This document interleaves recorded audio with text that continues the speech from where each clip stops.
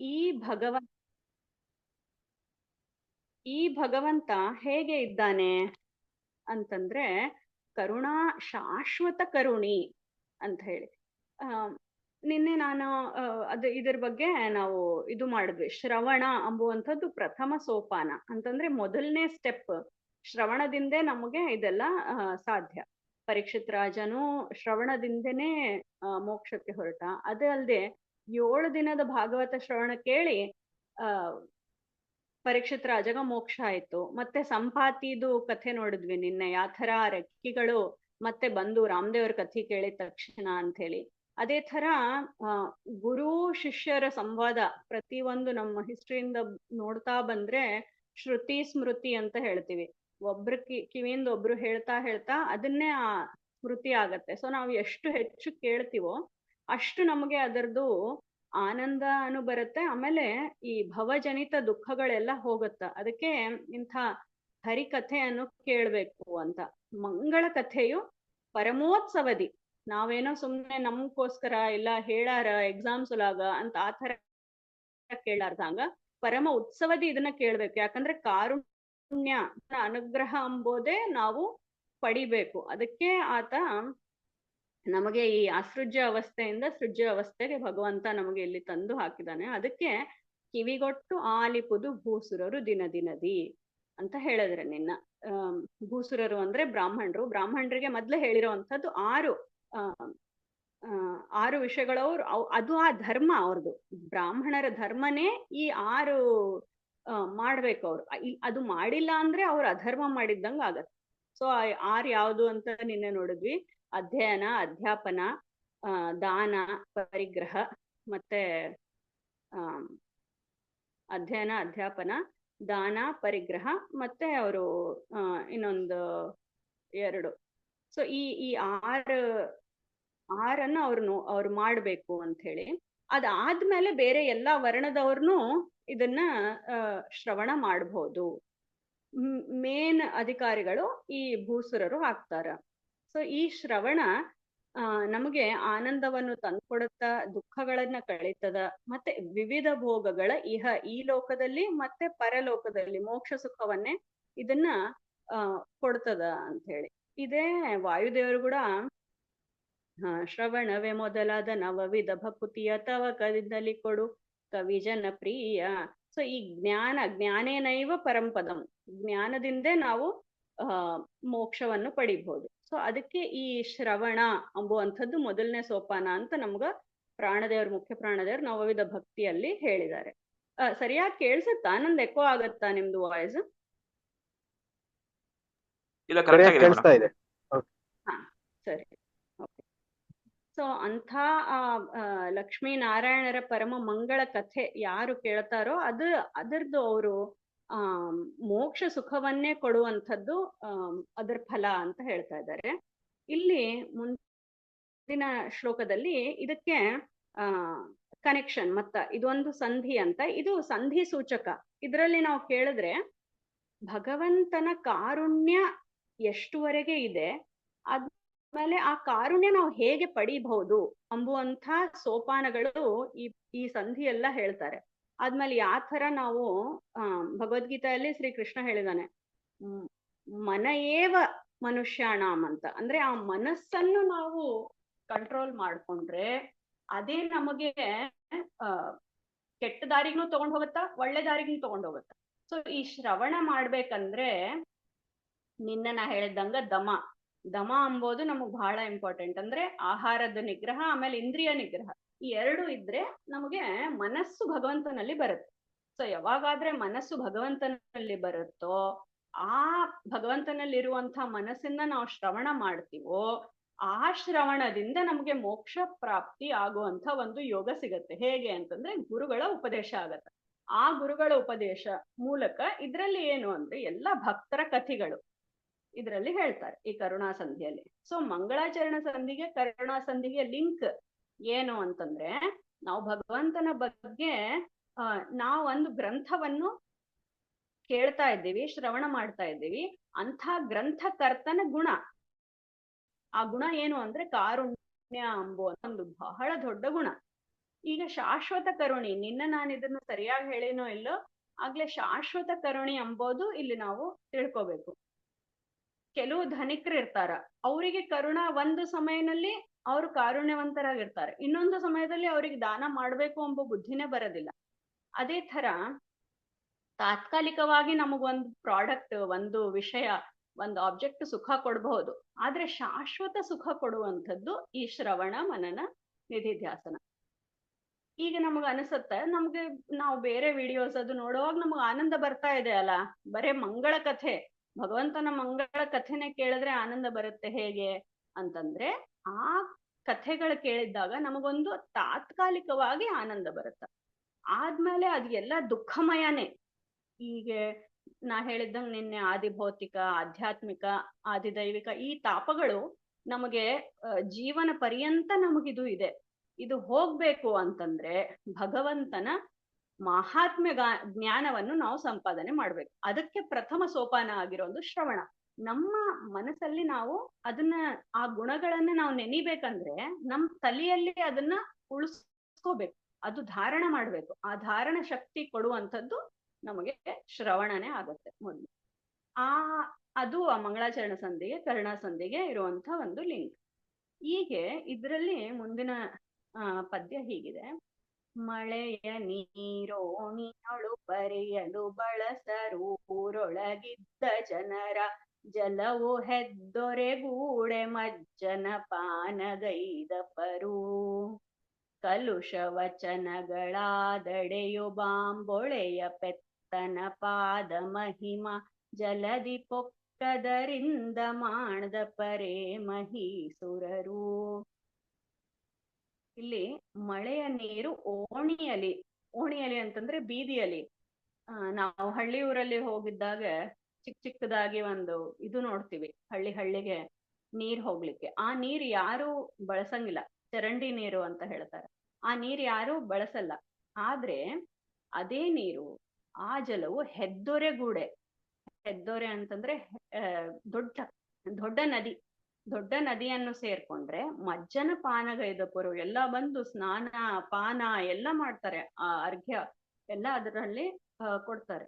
ಅದೇ ಆ ಮಳೆ ಸೇಮ್ ನೀರು, ಮಳೆನಾಗಿರುವಂತ ನೀರೇ ಸಣ್ಣ ಓಣಿಯಲ್ಲಿ ಹೋದ್ರೆ ಯಾರು ಬಳಸಂಗಿಲ್ಲ ಅದನ್ನ. ಆದ್ರೆ ಅದೇ ನೀರು, ಆ ಮಳಿ ನೀರು ಸಮುದ್ರಕ್ಕೆ ಆಗ್ಲಿ ದೊಡ್ಡ ನದಿಗೆ ಸೇರಿದ್ರೆ ಎಲ್ಲ ಅಲ್ಲಿ ಮಜ್ಜನ ಪಾನ ಎಲ್ಲ ಅವರು ಮಾಡ್ತಾರೆ.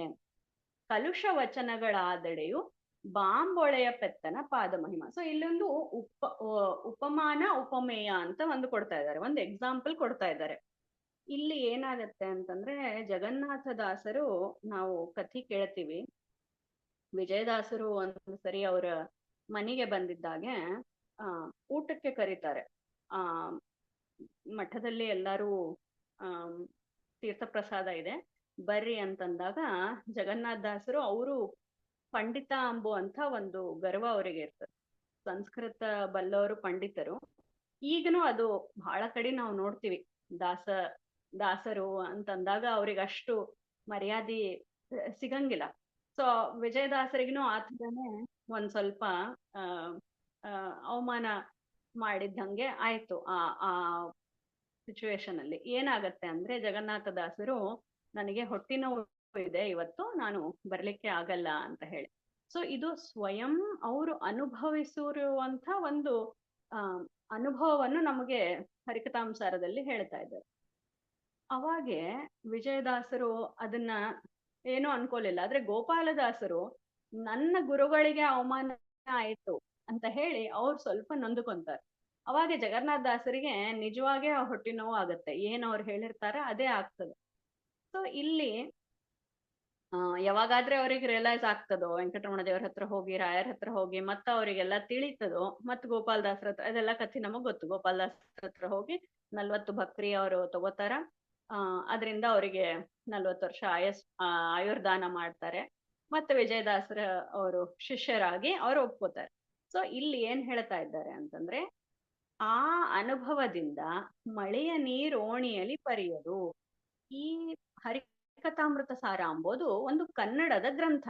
ಅವಾಗೆಲ್ಲ ಸಂಸ್ಕೃತ ಪಂಡಿತರು ವಿದ್ವಾಂಸರು ಇರುವಂತ ಒಂದು ಕಾಲ.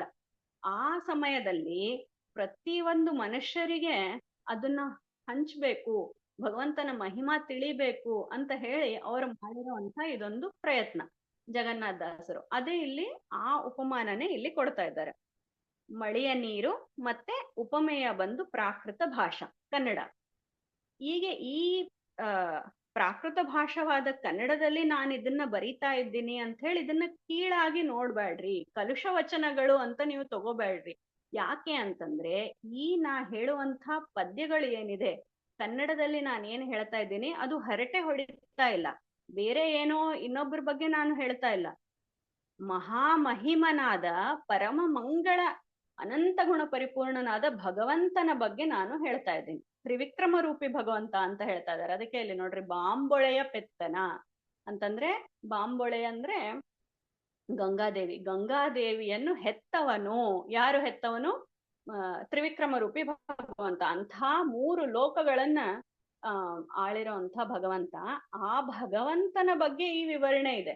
ಅದಕ್ಕೆ ನೀವು ಇದನ್ನ ಕಲುಷ ವಚನ ಅಂತ ತಗೋಬೇಡ್ರಿ, ಇದನ್ನ ನಾನು ಪ್ರಾಕೃತ ಭಾಷಾದಲ್ಲಿ ಬರ್ದೀನಿ ಅಂತ ಮಾಡದ ಪರೇ ಮಹೀಸುರರು ಇದನ್ನ ನಿರಾಕರ ಮಾಡ್ತಾರ? ಮಾಡೋದಿಲ್ಲ ಅಂತ ಇಲ್ಲಿ ಹೇಳ್ತಾ ಇದ್ದಾರೆ.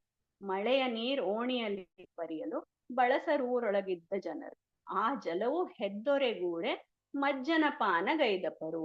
ಅದೇ ನದಿಯಲ್ಲಿ ಇಲ್ಲಿ ನೋಡ್ಬೋದು ನೀವು, ಈ ಚರಂಡಿ ನೀರ್ ಯಾರು ಇದನ್ನ ಬಳಸಲ್ಲ. ಅದೇ ನದಿಯಲ್ಲಿ ಹೋದ್ರೆ ಅರ್ಘ್ಯ ಕೊಡೋದು, ಸ್ನಾನ ಮಾಡೋದು ಎಲ್ಲವನ್ನೂ ಅವರು ಮಾಡ್ತಾರೆ. ಅದೇ ತರ ಕಲುಷ ವಚನಗಳಾದಡೆಯು, ಇದ್ರಲ್ಲಿ ನಂದ್ರಲ್ಲಿ ಏನನ್ನ ಕಲುಷ ವಚನ ಇದ್ರೆ, ಕಲುಷ ವಚನಗಳು ಇಲ್ಲೇ ಇಲ್ಲ ಜಗನ್ನಾಥದಾಸರು ಹೇಳೋದ್ರಲ್ಲಿ. ಇದ್ರಲ್ಲಿ ಇನ್ನೊಂದು ಅರ್ಥನೂ ಇದಕ್ಕೆ ತಗೋಬಹುದು. ಹೀಗೆ ವೇದಗಳು ಅಂತಂಬೋದು ಅಪೌರುಷೇಯ, ಯಾರು ಅದನ್ನ ಬರ್ದಿದ್ದಿಲ್ಲ, ಅದಕ್ಕೆ ಅದು ಪೂರಾ ಪರ್ಫೆಕ್ಟ್, ಒಂದೂ ಅದರಲ್ಲಿ ದೋಷ ಇರಲ್ಲ. ಆದ್ರೆ ಪ್ರತಿ ಒಂದು ಪೌರುಷೇಯ ಗ್ರಂಥ, ಒಂದು ಪುರುಷದಿಂದ ಆಗಿರೋಂಥ ಗ್ರಂಥದಲ್ಲಿ ಆ ಡಿಫ್ರೆನ್ಸ್ ಡೆಫಿನೆಟ್ಲಿ ಇರುತ್ತ.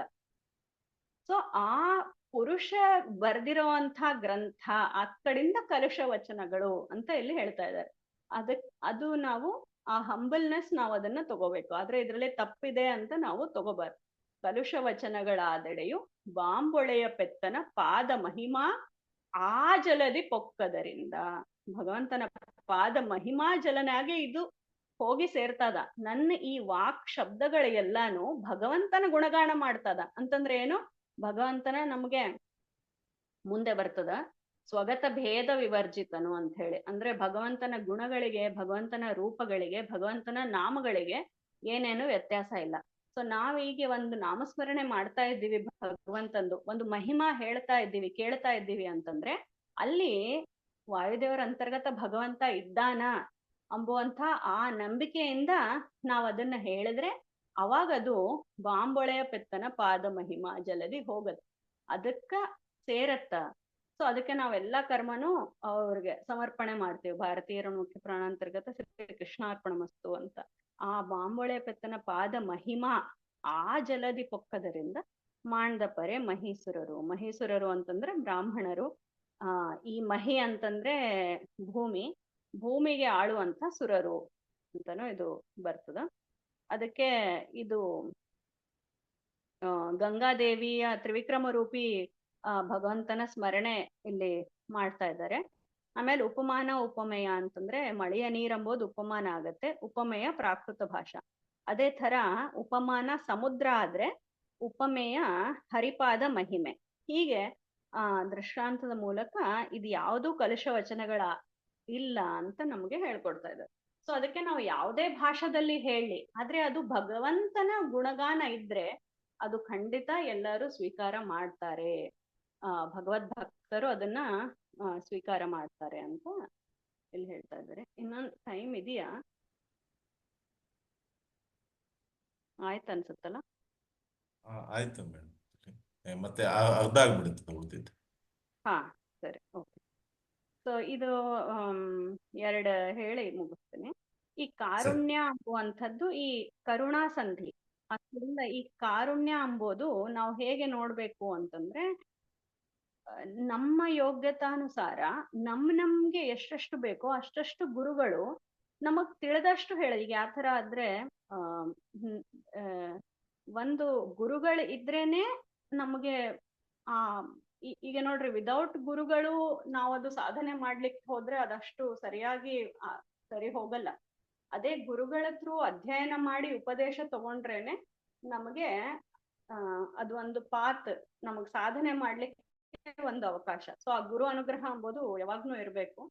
ಆ ಗುರು ಅನುಗ್ರಹದಿಂದ ನಾ ಇದನ್ನ ಹೇಳ್ತಾ ಇದ್ದೀನಿ, ಅದಕ್ಕೆ ಇದು ಕಲುಷ ವಚನಗಳಾಗಲ್ಲ ಎಂಬುದು ಇಲ್ಲಿ ಹೇಳ್ತಾ ಇದ್ದಾರೆ. ಮುಂದೆ ಈ ಭಗವಂತನ ಕಾರುಣ್ಯ ಎಷ್ಟಿದೆ ಅಂತ ಹೇಳಿ ಮುಂದಿನದ್ರಲ್ಲಿ ಹೇಳ್ತಾರೆ. ಶ್ರುತಿಪತಿಗಳಿಗೆ ಅಭಿಮಾನಿ ಲಕ್ಷ್ಮೀ ದೇವಿಗೆ ಯಾವ ಥರ ಈ ಸಣ್ಣ ಜೀವಿ ಆದವ್ರನ್ನು ನಾವು ಯಾವ ಥರ ಸಾಧನ ಮಾಡ್ಬೇಕು, ಅದರಲ್ಲಿ ಕಾರುಣ್ಯ ಭಗವಂತನ ಹೇಗೆ ನೋಡ್ಬೇಕು ಎಂಬುವಂಥದ್ದು. ಸೊ ಈ ಪದ್ಯದಲ್ಲಿ ನಾವು ಕಾರುಣ್ಯ ಹೇಗೆ ನೋಡ್ಬೋದು ಅಂತಂದ್ರೆ, ನಾವು ಏನೇನೋ ಸಣ್ಣ ಎಷ್ಟೆಷ್ಟೋ ತಪ್ಪು ಹೇಳ್ತೀವಿ ಬಾಯಿಯಿಂದ. ವಾಯುದೇವರೇ ಅವರಿಗೆ ಕಿಂಚಿತ್ ಅಪಶಬ್ದ ಇವಾಗಿಲ್ಲವೆಂದು ಅಂತ ರಾಮದೇವರು ಅವರಿಗೆ ಅನುಕರಿಸಿದರು ಅಂತ ನಾವು ಮಧ್ವನಾಮದಲ್ಲಿ ಕೇಳ್ತೀವಿ. ಅದೇ ನಮ್ಮ ಸಣ್ಣ ಯೋಗ್ಯತಾನುಸಾರ ನಮಗ್ ಬಹಳ ತಪ್ಪುಗಳೇ ಆಗತ್ತ, ಅಂದ್ರೂ ಅದನ್ನ ಭಗವಂತ ಸ್ವೀಕಾರ ಮಾಡ್ತಾನ ಅಂಬುವಂಥದ್ದು ಇಲ್ಲಿ ತಿಳ್ಕೊಬೇಕು. ಅಲ್ಲಿಗೆ ಭಾರತೀಯರ ಮುಖ್ಯ ಪ್ರಾಣಾಂತರ ಇರುತ್ತೆ. ಶ್ರೀ ಕೃಷ್ಣಾರ್ಪಣಮಸ್ತು. ನಾಹಂ ಕರ್ತ ಹರಿಕರ್ತ ತತ್ಪೂಜಾ ಕರ್ಮ ಚಾಖಿಲಂ ತಥಾಪಿ ಮತ್ಕೃತಾ ಪೂಜಾ ತತ್ಪ್ರಸಾದೇನ ನಾನ್ಯಥ ತದ್ಭಕ್ತಿ ತತ್ಫಲಂ ಮಹ್ಯಂ ತತ್ಪ್ರಸಾದಾತ್ ಪುನಃ ಪುನಃ ಕರ್ಮನ್ಯಾಸೋ ಹರಾವೇವ ವಿಷ್ಣೋರ್ ತೃಪ್ತಿಕರ ಸದಾಕ್ಷಯಂ ಕರ್ಮ ಯಸ್ಮಿನ್ ಪರೇ ಸ್ವರ್ಪಿತಂ ಪ್ರಕ್ಷಯಂ ಯಾಂತಿ ದುಃಖಾನಿ ಅನ್ನಾಮತಃ ಅಕ್ಷರೋ ಯೋಜರಃ ಸರ್ವದೈವಾಮೃತಃ ಕುಕ್ಷಿಗಂ ಯಸ್ಯ ವಿಶ್ವಂ ಸದಾ ಜಾದಿಕಂ ಪ್ರೀಣಯಾಮೋ Vasudeva. Shri Krishna Arpana. Vedesh or Vavani can start or Sri Sharanga start the prayer. ಹರಿ ಸರ್ವೋತ್ತಮ